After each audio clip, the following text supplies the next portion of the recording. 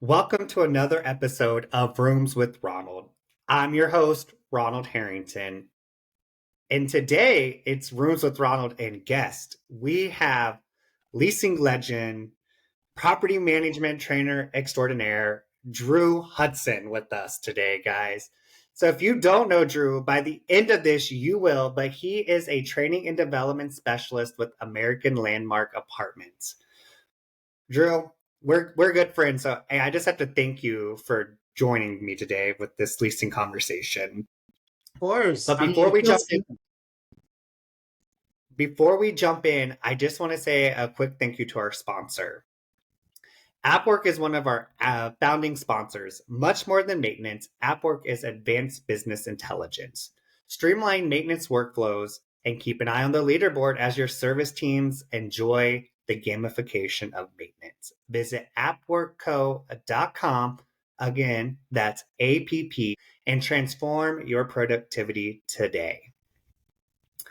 Okay, Drew, you probably travel way more than I travel. So you're always on the road. I'm always seeing you check in. So as you're going to these places, tell me what you're seeing in our leasing teams kind of across the country. Yeah. So first, thank you, Ronald, for having me on. I feel really good about this. It's just like we're having a conversation. But yeah, on and off planes, in and out of the hotel rooms, and on and off with the on-site team. So I think it's always funny when we start out the year. We're like, what is it going to be this year? I don't think we ever know, and we're kind of trying to figure that out for the first quarter. And so I think I kind of have what it is. And what I'm seeing right now is number one, I don't want our leasing teams to get burnt out, right? So that's kind of a word that's been in the back of my mind. It's like, how do we stop the burnout, right? Because this leasing season is kind of crazy. And I just did some tours with some of our communities. And one of the things I see is everybody's doing specials.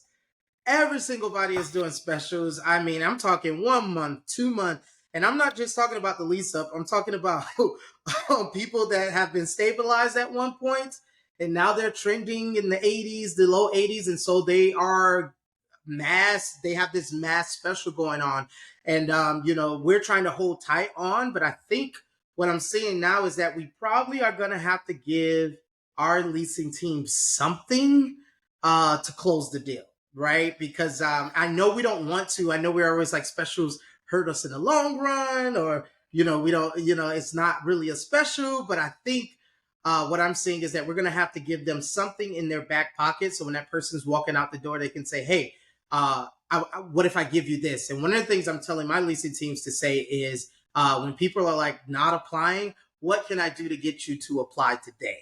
So that's the question. We bring that question back to our managers in our regionals, and we go from there. So Drew, let me ask you, do you think that, because I have an opinion on this, but I want to hear your opinion.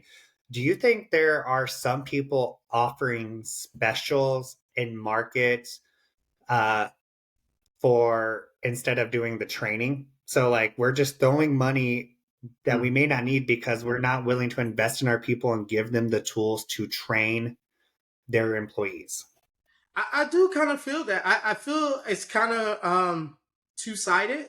Like I do feel like there's a portion of it where it's like the talent is there, right? The people portion is there, and maybe promotion needs to be looked at a little bit as far as what we're offering. But I do believe, during that COVID time, we kind of zoned back on in-person training and zoned back on, shopping or following our people around. And I think that that's going to be necessary. And it does take some time, you showing up on property and spending time with that leasing professional. I just did it with one of our leasing professionals. The shop, we have a shopping report, and he was doing okay with it, but he just couldn't get that 100%. So I followed him around all day, and I noticed little things that I wouldn't have noticed if I was just reading the paper from my office in Tampa. So I went out to Houston, and I actually followed him, and I'm like, that's what you're doing, or this is what you could do a little bit better. The next time he was shopped, which was like a week later, he got 100%.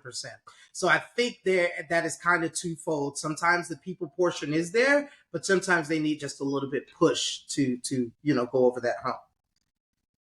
Yeah, what I've experienced in all the places that are offering 8 weeks and 2 to 3 months free is the service was not there. Mm. Like, a property and I shopped in Miami and it was like they're offering 2 months free. I was not greeted well when I walked into the office. It was like, do you want to take them like to the other leasing agent while I just play on my phone? Uh, Yeah. I had a manager in Las Vegas who couldn't tour me that day because she was just too busy, even though I had an appointment, and they were Wow. offering 2 months free. So like for me, it's just like I'm curious, I'm just looking around. I'm like, if we could give people the tools that we need to be successful, would we see as many concessions? So I'm glad to see that you got to spend some time with your employee and got them up to 100. I have no doubt that you do that with every employee, and that's what makes you so awesome. Yeah, as you were saying that, it's like we look around and we're like, who is, offering that exceptional customer service? And I say it all the time. Great customer service is now the bar is set so low because we are not getting it at all. So anytime you do the bare minimum, it's like, oh my God, I received great customer service. When really, if we just tick the bar up a little bit more, it would be exceptional. And so as I teach or as we do these live trainings, that's one of the things I start out with. I'm like, look, have you shopped your competition? Because it's not it. It's just not happening out there. Well, I think it's important to sharp your comps to see like what are they sending to prospects and how can we get better? Like what's their like time turnaround? So if you go tour today, how long before you get a follow-up Hmm. that's personalized, right? Because everyone's doing the drip, AI in the background, nurturing and all of that, but that's a personalized post your follow-up. So like I Hmm. think that's the most important. And I always tell people too, like you should also do a digital shop of your competitors, go onto their website, put in a guest card to see what messaging are they getting back, because they won't know you from the next person, right? So what you're getting back is what your prospects are getting back, and Hmm. Hmm. how can you sell something if you don't know what the other ones are selling against? Right. And that's what I say. Product is everywhere, right? Stainless steel, granite, quartz. It's everywhere. The what is your differentiator? Like what sets you apart? And it is that customer service, right? And so that's why we want to, like you said, do those web shops and not just look at the product, but how are they being treated? How are they treating the prospects? And in most cases, I will say, like if you're trained on that, customer service, you're gonna win every time. Almost every time, you're gonna win. Yeah. Oh, absolutely. Like I can't tell you how many times like I'm like, if I walk in and the tone is already set off to a thing, it doesn't matter how gorgeous, how brand new, whatever you're selling me. It's like I haven't even spent $1 with you yet, and this is how you're coming into like see me Yeah. before I spend like, what? Move in. Right. Right. Right. Exactly. Lock me in. Yeah. And that's with What else are you everything. Yeah, I was gonna say that's with everything. We're spending a lot of money. It's the same thing when we go to these places like Target or now fast food. It's like $15 for a meal. It's like you want that service because you're paying that money. We are the biggest check a lot of people write per month, so they deserve that good customer service. Yeah, and I don't think people know what good customer service is anymore either. And it's all in itself, right? They're just like, well, I'm here. And I feel like that's what we've done as an industry post COVID, right? Mhm. We haven't had, a lot of the people that are leasing apartments today haven't had any sort of leasing training for the most part, right? Because we've turned over like 80% of our industry since COVID. So a Yeah. lot of them haven't had any like in-person training. A lot Mhm. of them haven't had to deal with this much availability because we were riding a high, and now so like we're entering a leasing season. I think that most people haven't experienced in this industry, in at least 5 years. Yeah. Is that And what I you're think seeing? yeah, I've seen that, and it is, but this is why I go back to the burnout, right? And I'm not talking about like they're burnt out, but I think as you were talking, right? I think there needs to be more celebration of what is going right or what is going good, because the fact and the statistics still show that people will highlight a bad experience more so than they would highlight a good experience. Perfect example. I'm being transparent. I was just at the Nike store buying a pair of shoes, and the manager pulled this individual from what she was doing to help me out, and I was like, whoa, like she's gonna have an attitude, she's gonna be mad, she was working on something important, and I felt just nervous. I'm always thinking about the worker, even though that's her job. And so when I walked over to her desk, he was like, I need you to stop what you're doing and help this gentleman out. And she just had the greatest, she was like, sure, come on over. And I was like, we laughed about it. I said, I did not expect you to just treat me in this manner. And she was like, well, if you can do a review, and I was like, I'm going to do this survey. I'm gonna do it, but being transparent is still in my backpack, right? I still haven't, and that was amazing, exceptional service.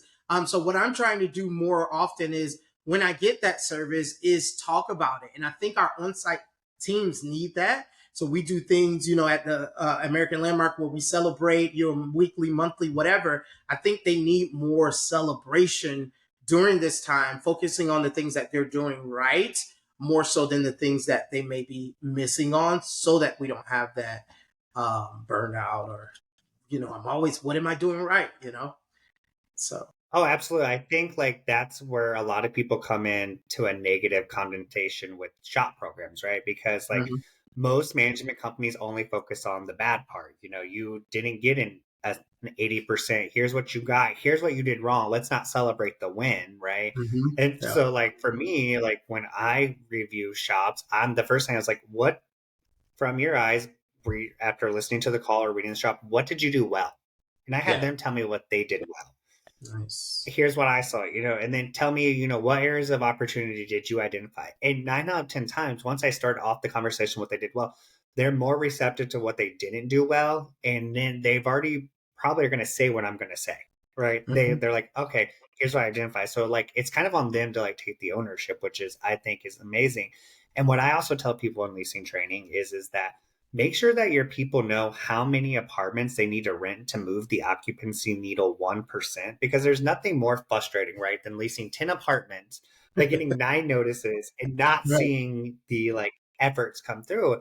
And I remember like as I've leased across the country, like I've had a cowbell on a desk once. Like every time you got a lease, like you came and rang the bell. Like think of Yeah. Arby's when you used to go into Arby's and you had the bell. Like we've done that. Right.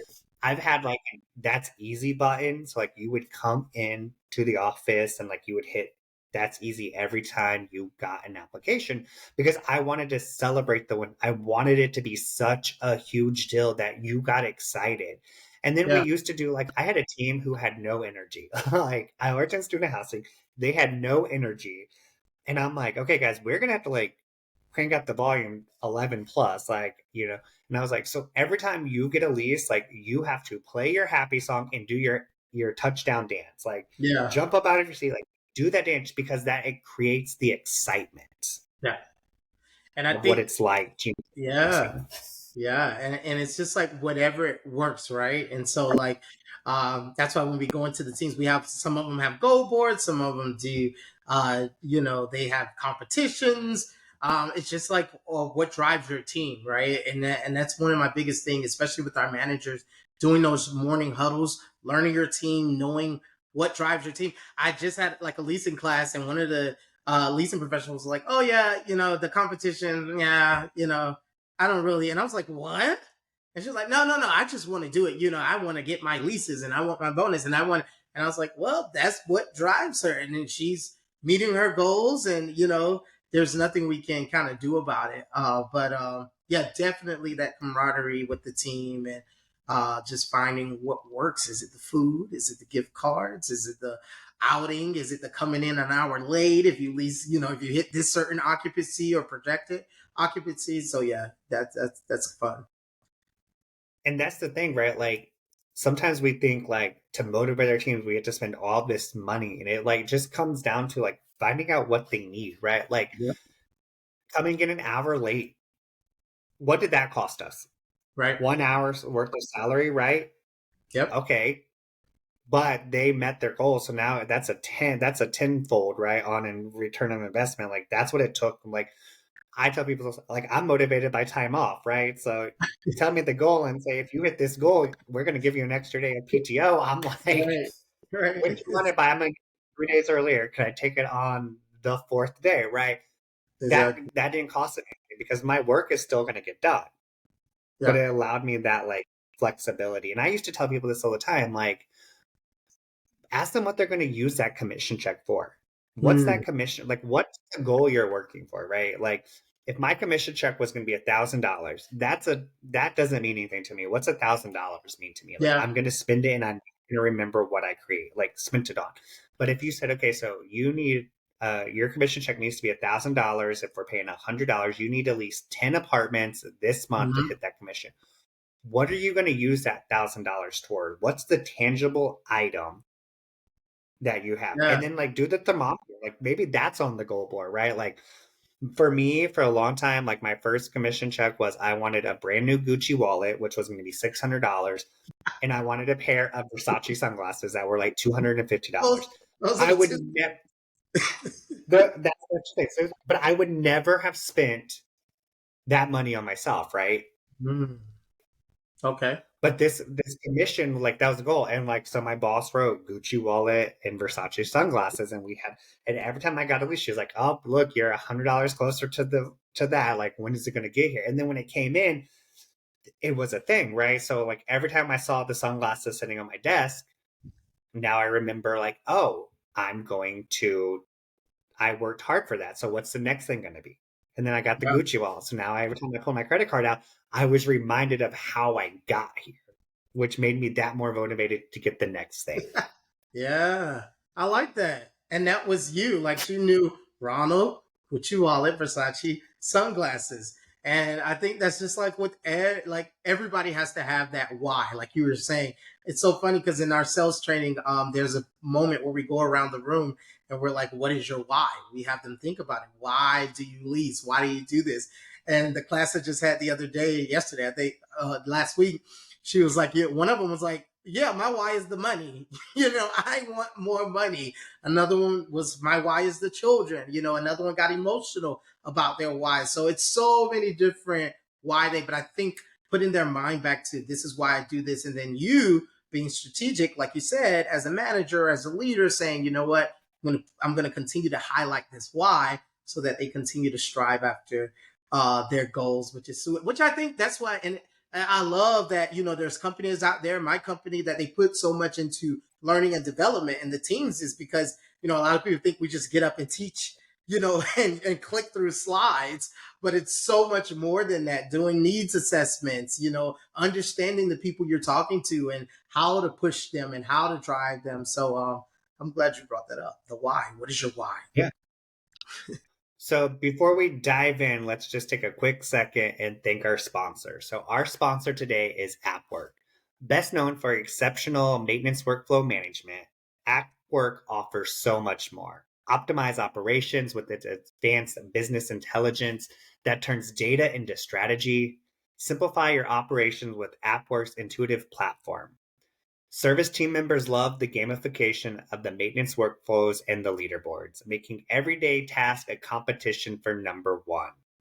From project management to team communication, AppWork has you covered. Visit appworkco.com. Again, visit appworkco.com today. So, Drew, we were just talked about reading like from here from our sponsors and being competitive. That's the first thing that I look for in our leasing team members, right? Is someone who is like competitive by nature. Mm. That's what makes a great salesperson, right? Like Yeah. I am probably too competitive. I remember like being on, Lead to Lease back in the day, like 10 years ago. Oh, lead to You're probably lease. young to remember that. No, I know lead to But lease all very well. they had Very the well. leaderboard, and that was the first thing that I woke up to every morning is like, let me grab my phone and see where I'm at in the lead. And I knew like how many points each task was. And I Mm. think like there was just that drive. So, Yeah. as we're entering this, we're coming up, we're almost into April. If not, we're gearing up for leasing season. What what should our our leaders be looking for as like a leasing tune-up to ensure the success of properties? Um, I love the word tune up, and it's just that motivation. Last year we called it back to basics, right? But I think it's just that when I walk into a property, like the first thing I'm looking at is how that leasing professional is treating me, whether they know me or not, because I'm like, like, this is how you're treating your prospects sometimes, right? Sometimes they're nervous or whatever the case may be. But I definitely think there needs to be a push into the leasing season. So what we're doing is we're doing a pep rally, American Landmark AL pep rally. And so it's just a reminder. It's not really a sit down teaching class, but it's a reminder. Let's talk about renewals and retention, right? Let's talk about closing the back door, and let's get our leasing involved, right? So we did a big push where it's not just the assistant manager jobs as much as they try to hoard it and hold on to the renewals, right? Everyone, service technicians, maintenance, service managers, everyone should be involved in renewals and retention. So I think a big, push into the leasing season, letting them know we're still watching you. Thank you for what you did for the first quarter, right? No matter what the trending was, no matter what we worked, and understand that they did their best, right? But continue to encourage them and push them through this next season, and so that we don't have that burnout, or and so yeah, we're gonna do a pep rally. We're bringing pom poms and football gear and just music, and going over like how leasing and role play and just different things, and just have a party. Just have a party and push them into that leasing season. And we do watch, like, as the trends. We watch the trends and see how they're going, and do we need to do it again, or do we need to switch it up a little bit? But our teams are excited, and so I think as leadership, again, what can I do to help my team? Because a lot of times we're like, what can our teams do for us? What are they doing for us? What happened to my team? That's a little plug. But it's like, not just what happened to my team, huh? Is it June? It's in Is your June. Yeah, topic yeah, in? yeah. Yeah, what happened to my leasing team? But yeah, just it's not just what happened to them, like what can we do? What type of support are we ready to give in this busy during this leasing season? Hopefully, this busy leasing season, and still understanding that people are still, losing jobs right now. And people, I mean, I was at a community and somebody walked in and he was like, "Oh, I don't have a job yet, but I'm just looking for an apartment." And of course we treat them the same. We Right. treat them. I'm not saying we're not going to treat them the same way. I'm just saying, like, that's what our leasing teams are cut. And then in the same community, there was a guy came in and he was like, "I'm thinking about getting a divorce in a couple of months, but I don't know yet, but I want to see an apartment home." So, the future and the I don't know, and I don't have a job, just helping our leasing teams weather or forge ahead through that. And I think it's so important to like, especially from a training aspect with new leasing people, to like really understand that probably for the first time in a long time, most of our renters are renters by choice.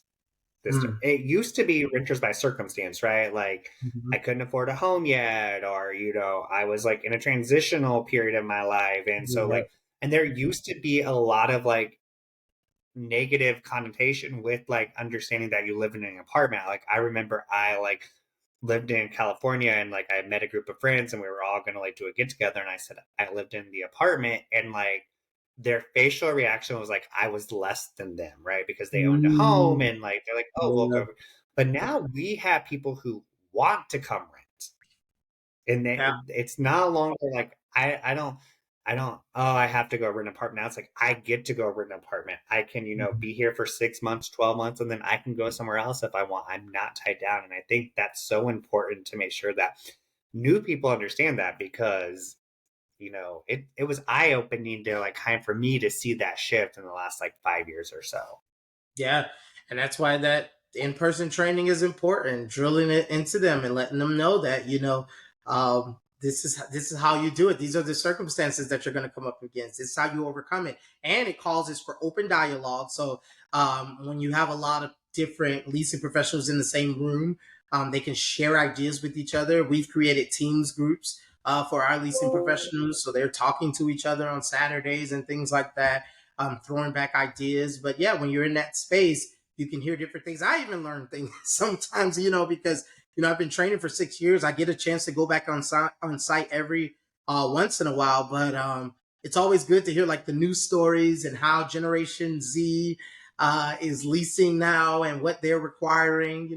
Sometimes we may need to change up how we're teaching, because it's not how when we were on site, and we won't know that unless we listen to our teams that are boots on the ground right now.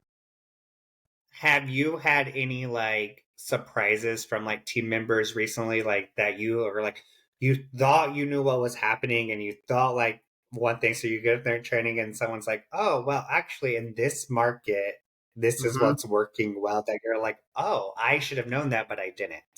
Mm. Yeah, so this is why I preface all of my classes with listen, we're not building robots. I'm going to tell you what I recommend and what I'm teaching. But if you have something, I say this in every class, if you have something that you're doing and it's working and it doesn't go against fair housing, keep doing it. Okay. And let me know Yeah. what you're doing. So I say that, and I'm so glad. Like again, that's our culture, right? We allow our regions to run, and we have consistency across the board. But there are just some little things based on the region that they're in that they may do. So I mean, there's been a lot of different things. Like if I'm talking about telephone calling, I'm like, I really want you to save this or do it this way, and they're like, well, Drew, I've been doing it this way. I've been given that price range or whatever case may be, and I've been getting those tours, and I'm like, well, keep doing it, right? I'm not one of those trainers that's like, I know everything, do what I say. Not at all, right? I don't live in Texas. I've visited Texas a lot, but I don't live here. I haven't leased in Texas. So, yeah, so it's just, we study the market, but again, these papers and reports, they only can tell us so much, right? I can go in and I'm like, look, guys, look at the trends in the area, look at the market, are you outreach marketing? But they have the opportunity, because I open that dialogue, to say, okay, Drew, I know you're saying this, but this is what has worked for me. And I'm like, okay, sounds good. I'll spread this around, to everyone else. Yeah. I always tell people like leasing is not a science, right? Like I can't tell you what to say, when to say, and how to say it, right? Right. Leasing is an art. And Mm. like all true art form, art is subjective, and what you're going to do is you're going to pick up one or two things that I say. And that's why like in-person classes are so important, because then they feed off of each other. Oh, I didn't think about that. Especially what's in the same region, that a lot of time we'll get the managers together, but we don't get like the leasing people together Mm. unless it's for an in-person training to like build those connections and hear what's going on. I think like every company should do a quarterly meeting in each region with their leasing people, that the leasing people get together, like the regional brings in the leasing people, the manager stays and runs the office, and they have like an innovation like hour or like something like Yeah. that where they're like just brainstorming ideas, what's working for you in your market, or what does your product look like, and you rotate it and they get to see all these different communities and like hear different things. Because you're right, like I always tell them too, like you're not going to be able to take everything back right now and implement it today. Like you're going to have to find one or two things that you want to start doing. And then you master that, and then you go back and you pick one or two more things, master that until you've reached through the everything you wanted to master. Because if you go back and you do it all at once, Yeah. you'll fail because you won't know what is working. Mm. Yeah. I like that. So Drew, we're almost out of time here, but I have one final question for you is what if I were to come to a Drew Hudson training? Let's say I was coming to a Drew Hudson leasing training. Yeah. What would be like three takeaways that I would take away when I walked out of that training?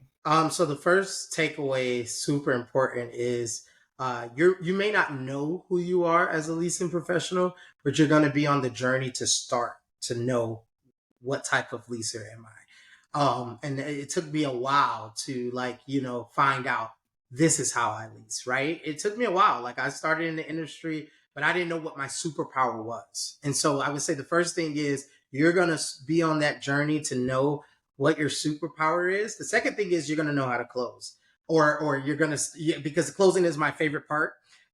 So I'm going to give you so many tips. I'm going to give you so many tricks on how to close, on how to build that rapport and know who your customer is and close.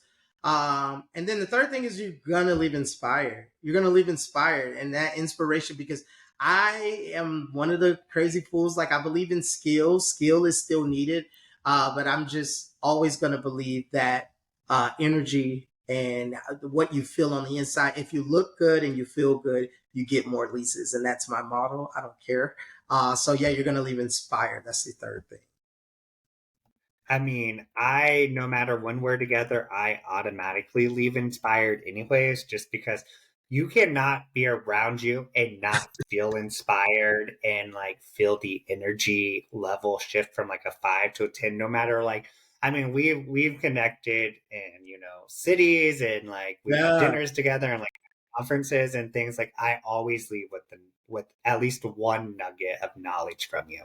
I know, So and Drew, where that people don't know the go ahead. story though, and that's why that what you said is such an honor to me, because well, I don't know how many years ago it was, like 4 years ago, I saw you on this screen during the 20, and I was like, I want that guy to be my mentor. I was like, I want him to mentor me. So to hear you say that is just I'm emotional, so but it's full circle, and thank you for that. Yeah, because you do Well, the same. I always tell You do people the I same for wanted to me. be you. Yeah. I said, I want to be Drew Hudson. I want to be able to say, this is the writer. If you want me to come to your property, this is what I need in the writer. Oh Like, yeah. Drew, where can people reach out to you if they have questions or they want to connect with you? How do they go about doing that? My LinkedIn. So Drew Hudson, Naaei faculty. Just type that in and it should come up. Drew Hudson. LinkedIn is the best place. Inbox, and LinkedIn is the best place to reach me. And then you can find my email and I think my cell phone number on my LinkedIn also. Yep. Perfect. And we'll also have it tagged in all of the social media for today's episode. Well, Perfect. guys, thanks for listening in. Drew, thanks so much for your insights, your energy, your outgoing personality. I'm so excited we finally got to have this conversation for our listeners to hear. But if you, like Drew, want to be a guest on Rooms with Ronald and talk about leasing or marketing, please reach out to me at roomswithronald@gmail.com. Roomswithronald@gmail.com. Once again, I want to thank our sponsor. So, thank you to AppWork for sponsoring today's episode. Imagine carrying a digital make ready board in your pocket with work order tracking and maintenance technicians' leaderboards designed to gamify the process and bring out our team's competitive best. AppWork offers your solutions to the headaches that have plagued multifamily industry for decades. Visit www.appworkco.com, www.appworkco.com today.